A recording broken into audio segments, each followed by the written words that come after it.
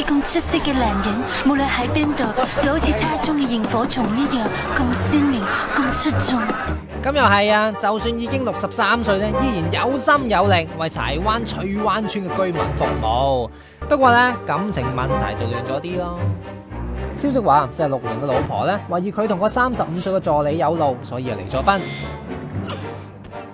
前日關議員咧同助理合作無間，喺條村搞聖誕 party 啦，點知前妻就殺到。掌摑完再打傷助理嘅手臂。關議員講到即刻阻止啦，前妻仲報稱手臂被咬傷咗。